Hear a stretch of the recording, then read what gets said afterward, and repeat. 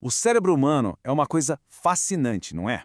Ele é a fonte de toda a nossa criatividade, da nossa linguagem, de basicamente tudo que nos define. Só que essa capacidade toda tem um preço altíssimo, na verdade. Um custo de energia tão grande que, por muito tempo, foi um verdadeiro paradoxo para a ciência. A questão que deixou os cientistas de cabelo em pé por décadas é essa. Como é que a evolução conseguiu pagar a conta de uma máquina tão poderosa? De onde vem toda a energia para sustentar essa inteligência toda? A resposta, olha, é muito mais surpreendente do que se imaginava. Para a gente ter uma ideia do tamanho do desafio, é só olhar para esse número.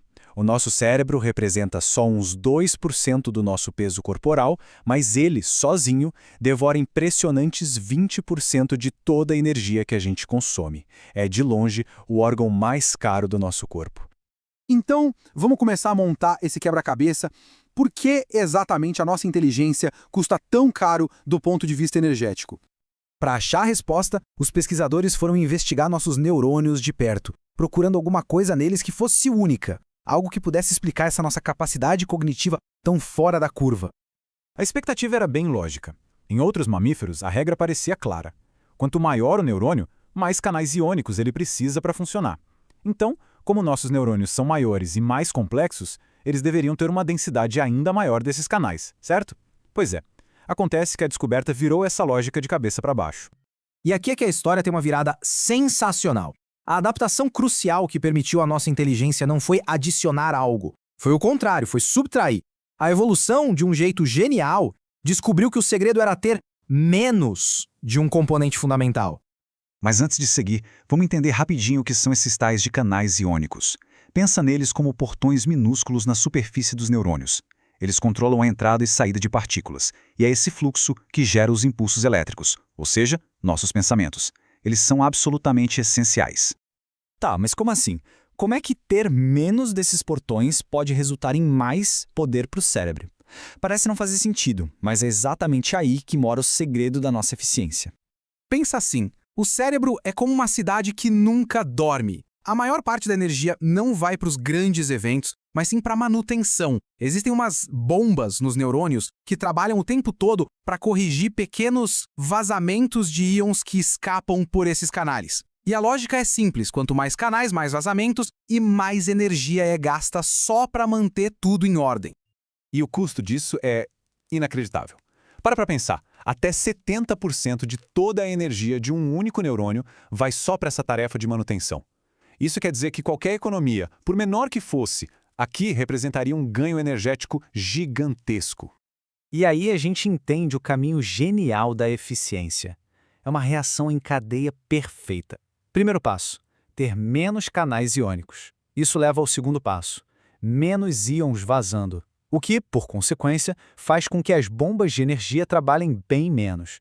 E isso nos leva ao passo final, uma economia de energia colossal, que agora pode ser usada para outra coisa. E com esse orçamento de energia todo sobrando, a evolução pôde finalmente bancar um projeto muito mais ambicioso: construir um cérebro bem maior e muito mais poderoso. O resultado foi espetacular. Essa energia extra basicamente financiou uma expansão massiva do nosso neocórtex, que é a parte do cérebro que cuida do pensamento complexo. E o resultado? Um cérebro que, como o gráfico mostra, é 3 vezes maior que o dos nossos parentes primatas mais próximos. E isso aqui não é só teoria, não. Pesquisas de ponta, como as que saíram do MIT, confirmaram. Os neurônios humanos realmente quebraram o padrão dos outros mamíferos.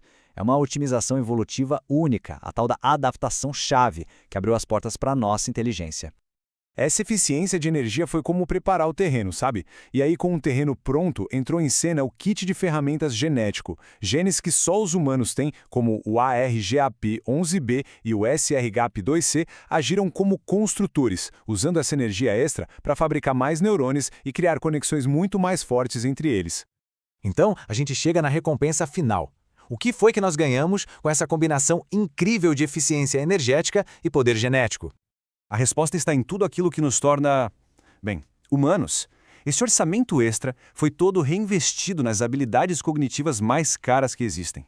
A capacidade de ter uma linguagem complexa, de ter pensamento abstrato, de resolver problemas complicadíssimos e de aprender e se adaptar o tempo todo. Então, o ponto central é este. A economia de energia veio primeiro. foi a fundação de tudo. Foi essa otimização que criou as condições perfeitas para que o nosso potencial genético, como o do gene FOXP2, que é super ligado à linguagem, pudesse finalmente florescer e nos dar as habilidades que a gente tem hoje. E tudo isso nos deixa com uma pergunta final que é simplesmente fascinante. A história da nossa inteligência é, no fundo, uma história sobre ser mais eficiente com a energia. Se a chave para o nosso passado foi fazer mais com menos, qual será o próximo grande salto evolutivo para o cérebro humano, hein?